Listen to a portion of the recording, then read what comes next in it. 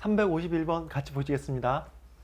피의자 및 피고인의 조력할 변호인의 권리 중 그것이 보장되지 않으면 그들의 변호인의 조력을 받는다는 것이 유명무실하게 되는 핵심적인 부분. 자, 보통 피의자 및 피고인이 변호인의 조력을 받을 권리가 있잖아요. 근데 피의자 및 피고인을 조력할 변호인의 권리. 그래서 요것과 표리의 관계가 있기 때문에 그건 헌법상의 기본권. 그래서 변호인의 변호권이라고 그래요. 다시. 피의자 및 피고인이 가지는 변호인의 조력을 받을 권리가 실질적으로 확보되기 위해서는 피의자 및 피고인에 대한 변호인의 조력할 권리의 핵심적인 부분. 자, 변호인의 변호권은 헌법상 기본권으로 보호되어야 한다.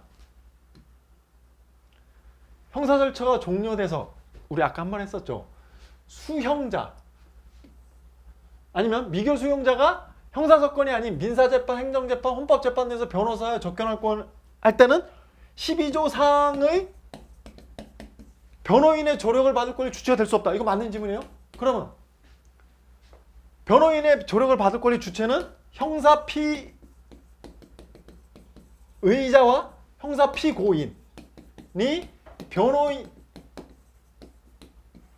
이렇게 이게 다 끝난 상태에서 형사절차 종료돼 감옥에 갇힌 수형자는 이거의 주체가 될 수, 이 사람이 변호사를 만날 때는 27조 사항의 재판 청구권의 내용으로서 변호사의 도움을 받을 권리, 변호사의 조력을 받을 권리, 그거예요. 보시면 수형자나 미결 수용자가, 그러니까 미결 수용자가 형사재판이 아닌 민사재판, 행정재판 접견할 경우에는 헌법상 12조 사항의 변호의 조력이 아니라 27조 재판 청구권의 내용에서 변호사의 도움을 받을 권리에 대한 제한. 그래서 수형자에게 행정법 변호인과의 접견권이 인정된다고 하더라도 이는 12조 변호의 조력을 받을 권리에 대한 제한이 아니라 27조의 재판 청구권의 내용으로서 변호의 도움을 권리에 대한 제한이라는 거. 수형자인지 아닌지. 자, 피의자 신문 시 변호인에 대해서 수사기관이 그 옆에 있지 말고 저 뒤에가 계세요. 후방 착성 요구 행위는 아까 변호인의 변호권을 침해한다 그랬어요. 왜 그래? 핵심적인. 자, 후방 착성 요구 행위는 위축된 피의자가 변호인에게 적극적으로 조언과 상담을 요청할 것을 옆에 있을 때는 저 뒤에 있으면 이렇게 자, 변호인이 피의자 뒤에 앉게 되면 피의자의 상태를 즉각적으로 파악하거나 수사기관이 피의자의 제시한 서류 등을 정확하게 파악하기 어려우므로. 자, 옆에 있는데 저 뒤에가 앉아 계세요. 그러면 변호인이 청구인의 변호권을 침해한다. 자, 변호인의 조력을 받을 권리는 형사 절차에서 피의자 또는 피고인의 방어를 보장하기 위한 것으로 출입국 관리법상 보호 또는 강제 퇴거 절차 적용되지 않는다가 아니라 이게 영장주의하고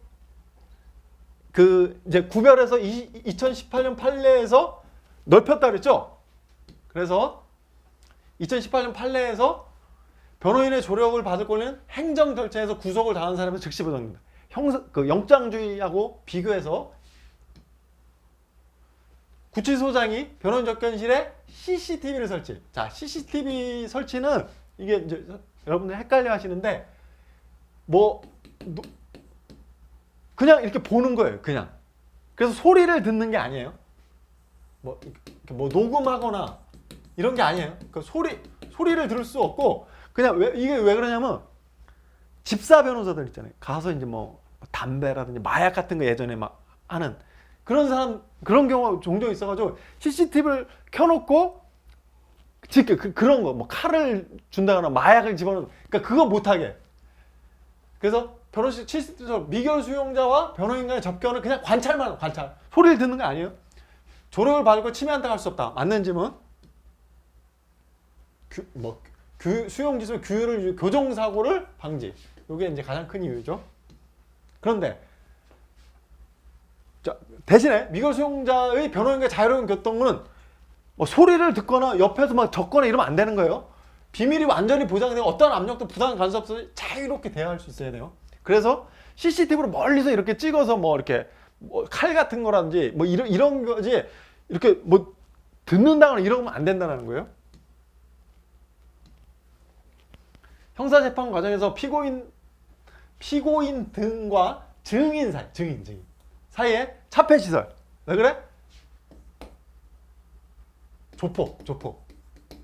그다음에 증인이 이제 뭐 어린애거나 이럴 때 무서워할 수 있잖아요. 그래서 차폐시설을 설치하고 증인 신문을 하게 되더라도 피고인의 변호인의 조력을 침해하지 않는다. 저렇게 해야겠죠. 특히 강력범죄나 조직폭력범죄의 수사 재판에서 증언자의 안전을 효과적으로 보장하는 변호인의 조력을 받을 권리는 일반적 피의자에 대한 국선 변호인의 조력을 받을 권리를 포함한다? X. 자, 국선 변호인의 조력을 국민의 세금이 들어가는 거죠. 근데 이제 이건 또 왜 그래? 이건 실제적으로 헌법 조문을 문제였었던 거예요. 자, 보시면 헌법 12조 제4 기억을 해두셔야 돼요.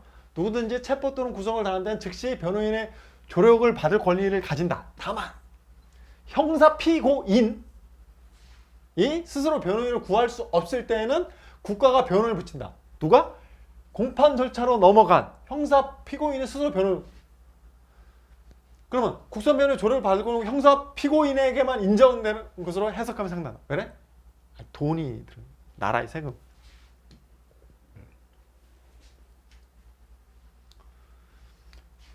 입국 불허되어 송환 대기실 내에 수용된 외국인에게 변호인의 접견 신청을 거부한 것은 변호인의 조력을 받을 권리를 침해한다고 봤어요. 그 행정 절차에 적용된다 그랬죠. 송환 대기실은 출입문이 철문으로 폐쇄된 공간. 청구인은 송환 대기실 환승으로 나갈 수 없었으며 공중전화에는 외부 소통 수단이 없는데 이런데 변호인이 접견하려는데 못하게. 청구 이 사건 변호인 접견 신청 거부 당시 구속된 상태였다. 그래서 저런 형사 절차가 아닌 행정 절차임에도 변호인의 조력을 받을 권리 주체가 되기 때문에 구속된 상태에서 변호인이 조력을 접견 신청 거부.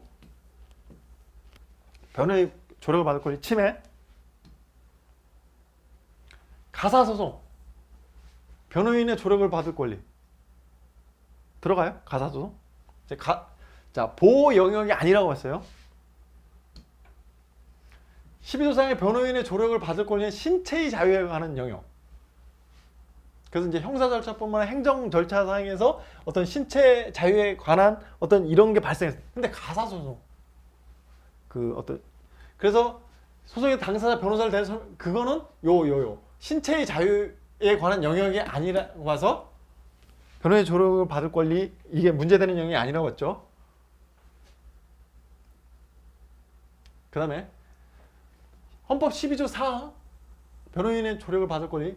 본문에서는 체포 또는 구속을 당한 때 즉시 변호인의 조력을 받을 권리를 선임되기 전에 즉시 규정함으로써 변호인 선임되기 이전에도 변호인의 조력을 받을 권리가 있음을 분명히 하고 있다.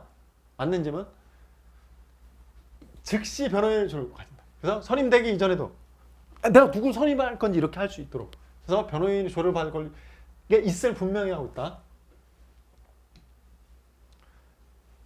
그래서 변호인이 선임된 자뿐만 아니라 변호인이 되려는 자의 접견 교통권도 헌법상 기본권이므로 변호인이 되려는 자의 접견 교통권 침해를 이뤄 헌법상 청구는 적법하다. 맞는 질문. 변호인이 되려는 자의 접견 교통권은 피의자 등을 조력하기 위한 핵심적인 권리로서 피의자 등이 가지는 변호인이 되려는 자의 조력을 받을 권리가 실질적으로 확보되게 이 역시 헌법상의 기본권으로 보장되어야 한다. 자, 요거 앞에서 한번 했었죠. 외국인은 입국의 자유 주체가 될 수 없으며 맞고 복수 국적을 누릴 자유는 헌법상 보호되는 기본권을 볼 수 없다. 맞죠? 그래서 참정권이라든지 입국의 개나 소나 다 들어오려고 가냐. 그에 대한 외국인의 기본권 주체성이 인정되지 않고 그 다음에 외국인이 복수 국적을 누릴 자유가 헌법상 행복주권에 보호되는 복용. 복수 국적 좋은 거 권리만 이렇게 하려고 의무화하려고 하면은 다른 나라 국적 뭐 이렇게 할 우려가 있으니까. 주민등록법이 영내에 기거하는 군인은 그가 속한 세대의 거주지에서 등록하도록 규정. 그러니까 군대 가 있어도 주소는 원래 자기 집으로 돼 있죠. 그런데 규정하고 있지만 영내 기거 현역부의 거주 이전의 자유를 그냥 주민등록만 저렇게 된 거죠. 그래서 현역부의 거주 이전의 자유를 제한받게 되는 게 아니죠. 그다음에 병역법 조항, 그러니까 주민등록법 조항에 의해 영내 기거 현역병 거주 이전의 자유가 제한되지 않는다. 그러니까 거주 이전에 다시 주민등록 영내에 기거하는 군인은 그가 속한 세대의 거주지에 등록하도록 규정하고 있지만 영내 기거 현역병의 거주 이전의 자유를 거주에 제한받게 되는 것은 아닐 뿐만 아니라 거주 이전에 제한받게 되는 것은 병역법 조항 때문인 거지. 그러니까 병역법에 의해서 너는 군대 내에 있어야 된다. 그러니까 거주 이전에 자유를 제한받는 것은 병역법 때문에 주민등록법에 의한 것이 아니며, 그 다음에 주민등록법에 의해서 주민등록만 설정해 있지 주민등록법이 사람의 거주 이전의 자유를 제한하는 건 아니라는 거. 그래서 영내 기거한 현역병 거주 이전의 자유가 제한되지 않는다. 이거 맞는 지문이에요. 그래서 이게 다시 해석을 보면 누구든지 주민등록 여부와 무관하게 거주지를 자유롭게 이전할 수 있으므로 주민등록 여부가 거주 이전의 자유와 직접적 관계가 있다고 어렵다고. 그 다음에 영내에 기거하는 현역법은 병역법으로 인해 거주 이전의 자유를 받게 되는 것이지 이 사건 법률 조항은, 그러니까 주민등록법 조항은 영내 기거 현역병의 거주 이전의 자유를 제한하지 않는다. 그 다음에 거주 이전의 자유는 거주지와 체류지를 정할 수 있는 자유인데 여기에 해외여행 및 해외 이주의 자유가 포함되고, 그 다음에 대한민국의 국적을 이탈하는 국적 변경의 자유도, 내가 다른 나라에서 거주지 이걸 이렇게 하겠다, 국적 당연히 포함되는 거. 그래서 거주 이전에는 해외여행 및 이주의 자유 포함, 국적 변경의 자유도 포함되고, 그 다음에 해외여행 및 자유의 이전의 자유에 의해서 출국의 자유, 입국의 자유를 포함, 그 얘기고, 서울광장을 둘러싸 통행을 제지 한 행위는 서울광장을 통행하는 자의, 앞에서 봤죠, 거주 이전, 서울광장이 거주지, 체류지 이런 게 아니죠. 그래서 서울광장이 생활 형성의 중심인 거주지나 체류지에 해당한다고 볼 수 없어서 거주 이전의 자유는 제한되었다고 볼 수 없어. 뭐? 일반적 행동의 자유? 거주 이전의 자유가 국민에게 그가 선택할 직업 내지 그가 취임할 공직을 그가 선택하는 임의의 장소에서 자유롭게 행사? 이런 거 아니죠. 주거로 사용하던 건물이 수용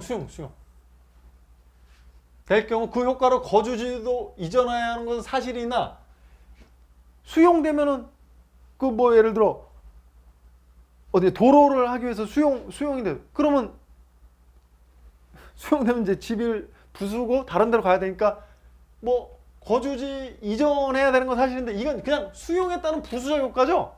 그래서 재산권을 수용으로 인해서 재산권을 침해하는지 여부를 판단하는 이상, 부수적 효과니까 거주 이전의 자유를 침해는 별도로 판단하지 않는다. 맞는 지문이에요. 직업은 생활의 기본적 수요를 충족시키기 위한 계속적 소등활동. 개념 표시가 계속성. 해석상 휴가 기간 중에 하는 일, 수습직으로 하는 활동, 이해판, 계속적이지만 요거는 잠정적도 계속 중에 포함되는 거예요. 보시면, 자, 직업, 이렇게 주관식 시험에 났을 때 요 정도 쓰실 수 있어야 돼. 생활의 기본적 수요를 충족시키기 위한 계속적 소득 활동. 법적으로 허용되는 이런 거는 상관없어요. 그게 이제 학설 논란이 있었는데, 판례는 적법한, 그러니까 성매매 그것도 직업으로 포함. 그게 뭐야? 생활의 기본적 수요를 충족시키기 위해서 계속적 소득 활동. 그래서 계속성과 관련해서는 어느 정도 계속성, 해당 소득 활동 영향을 의사가 있고 객관적으로 그런 활동의 계속성을 띌 수 있으면 족하다고 해석되므로 휴가 기간 중이나 수습직으로서 활동 따위도 이에 포함된다. 어느 정도의 계속성. 외국인이 이미 적법하게 고용 허가를 받아 적법하게 입국해서 일정한 생활관계를 형성. 자, 적법하게 고용 허가를 받고 일정한 생활 관계를 형성 유지하고 있다면 기본권 주체성 인정.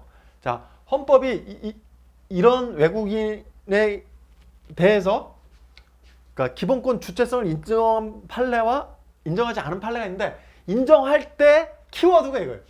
적법하게 고용 허가를 받아 상태에서 일정한 생활 관계를 형성 유지하고 있다면 이 상태에서는 기본권 주체성을 인정하는 거예요. 자, 요게 키워드예요. 그래서 보시면 직장 선택의 자유는 인간의 존엄과 가치 및 국민의 권리는 인간의 권리로서 제한적으로 직장 선택의 자유를, 그러니까 외국인도 제한적으로 직장 선택의 자유를 행사할 수 있다. 이제 기본권으로 봤잖아요, 여기서는. 근데 요 뒤에 판례에서는 외국인이 국내에서 누리는 직업의 자유는 법률에 따른 정부의 허가에서 비로소 법률상의 권리로, 이것도 맞는 지문이에요. 그래서 기본적으로 요렇게 헌재는 요렇게 보는데, 여기에서 이미 적법하게 고용허가를 받아서 적법하게 입국한 상태에서 일정한 생활 관계를 형성 유지하고 있는 상태라면 기본권의 어떤 영역으로 이렇게 법률상의 권리를 넘어서는 걸로 봐준다라는 거죠. 약간 상반된 듯한 판례인데 이렇게 기억을 해두시면 돼요. 그다음에 그래서 그러니까 약간 상반된 듯한 판례인데, 외국인이 국내에서 누리는 직업의 자유는 법률 이전의 헌법에 의해서 부여된 기본권이라 할 수는 없고 법률에 따른 정부의 허가에 의해 비로소 이것도 맞는 지문이에요.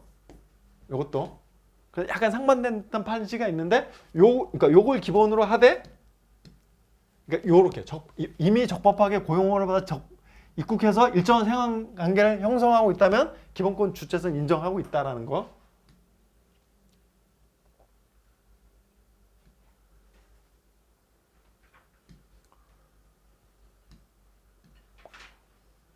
직업의 개념 표시하는데 계속성과 관련해서 아까 나왔었죠. 어느 정도 계속성, 그래서 휴가 기간 중 수직 포함.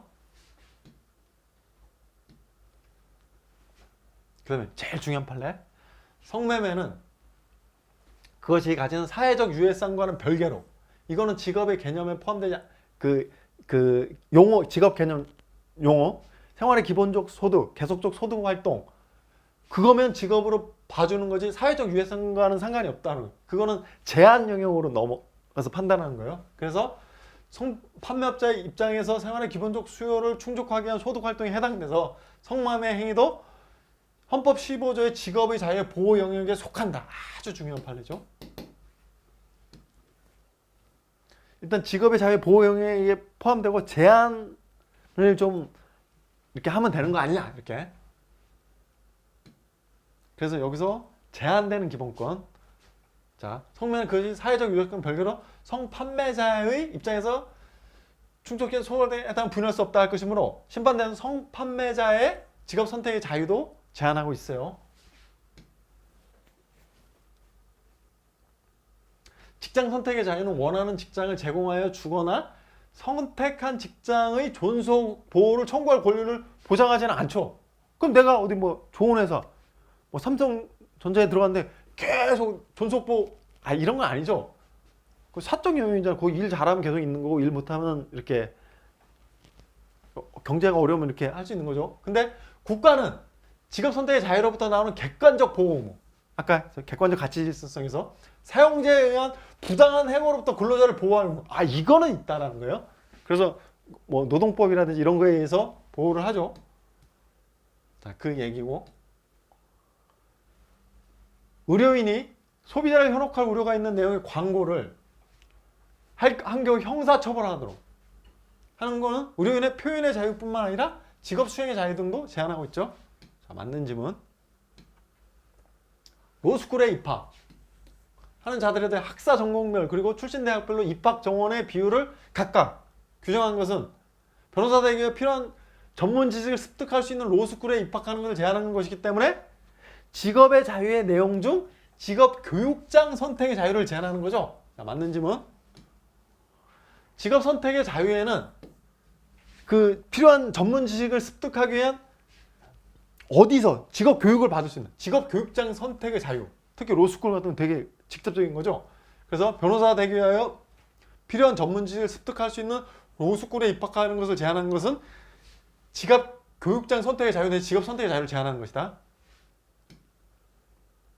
자격제도를 만들면서 자격 요건을 어떻게 설정하느냐. 입법 제도의 폭이 넓다. 그래서 보시면 자격제도를 마련함에 있어서 그 제도를 마련할 목적을 고려 정책적 판단에 따라 내용을 구성할 수 있고 광범위한 입법 재량. 그래서 자격 요건의 법률 조항은 합리적 근거가 없이 현저히 자의적인 경우에만 헌법 위반, 광범위한 입법 재량이 있기 때문에. 그다음에 직업 행사의 자유에 대한 제한의 경우에는 인격 발현에 대한 침해 효과 일반적으로 직업 선택 그 자체에 대한 제한에 비하여 침해 효과 작기 때문에 그 제한이 보다 폭넓게 허용된다고 하여 독일의 단계 이론과 유사한 이론. 헌법재판소 단계 이론 거의 받아들였다고 하죠. 이제 그런 내용. 성인 대상 성범죄로 집행을 종료한 날로부터 10년 동안 의료기관은 뭐예요? 의사 자격증. 이렇게 자격증. 이건 뭐예요? 노력, 개인의 노력. 주관적 사유에 의한 직업 선택의 자유 제한이죠. 그래서 주관적 요건에 의한 좁은 의미의 직업 선택의 자유에 대한 제한에 해당한다. 노력, 인간의 노력, 자격증. 사법시험이라든지 변호시험 자격증 이런 거 관련되는 기본권 주체의 능력과 자질에 따른 제한이므로 주관적 요건에 의한 좁은 의미의 직업 선택의 자유에 대한 제한. 변호사 시험의 성적 공개를 금지. 자, 청구인들의 법조인으로서의 직업 선택이나 직업 수행에 있어서 어떠한 제한을 두고 있는 것은 아니므로 직업 선택의 자유를 제한하고 있다고. 맞는 질문. 자, 요게 표시를 441번도 같이 표시를 해두시고 그때 또 같이 볼게요. 자, 그러면 직업 선택의 자유를 제한하고 있다고 볼 수 없다. 성적 공개. 그럼 이제 관련되는 기본권이 뭐가 될까요, 이게? 성적 공개. 알 권리. 내 성적. 알 권리. 정보 공개 청구권과 관계되는 거예요. 변호사 시험 성적 공개. 그래서 무슨 여기 직업 선택의 자유라든지 개인정보 자기결정권 이런 거하고는 관계가 없고 알 권리 중에서 정보 공개 청구권과 관계가 있어요. 이거 중요해요. 그래서 그 성적을 공개하지 않도록 규정하고 있을 뿐이고 이러한 시험 성적의 비공개가 청구인의 법조인으로서의 직업 선택이나 직업 수행에서 어떤 제한을 두고 있는 것은 아니므로 직업 선택의 자유를 제한하고 있다고 볼 수 없다. 성적. 자, 농업협동조 조합장의 임기를 연장하고 차기 조합장 선거 시기를 늦추는 것은 차기 조합장 선거에 입후보하려고 하는 자의 직업의 자유를 제한하는 거죠. 자, 정원제로 사법시험 합격자를 결정. 이거 아까 뭐라 그랬어? 개인적 노력, 자격증이죠. 그래서 주관적 사유에 의해 직업 선택의 자유를 제한하는 거.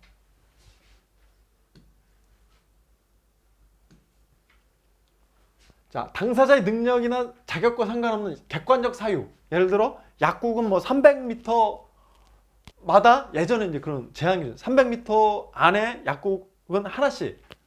그건 무슨 능력하고 상관없이 그냥 300m라는 어떤 절대적인 어떤 객관적 사유에 능력이나 자격과 상관없이 그냥 300m. 그럼 직업 선택 자유를 제한하는 게 엄격한 능력이나 자격과 상관없이 그냥 이렇게 해버리면 그럴 필요가 있냐?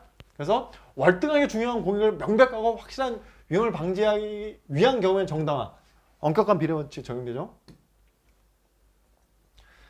직업 수행에 대한 규율로부터 직업 선택에 대한 규율로 수행에서 선택, 뭐 주관적이나 객관적인 일로 가게 되면 갈수록 자유 제약의 정대가 상대적으로 강해져서 입법 재량의 폭이 좁아지고 그 다음에 주관적 사유보다는 객관적 허가 조건에 걸리게 하는 방법으로 제한하는 게 심각성이 더 크므로 엄밀한 정당화이거든요. 이게 뭐예요? 단계 이론이요. 단계 이론을 가장 잘 설명해 놓은.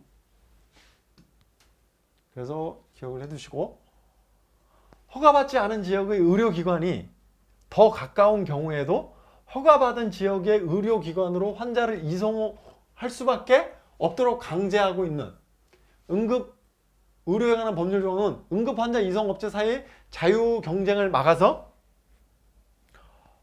헌법상 경제 질서에 위배된다?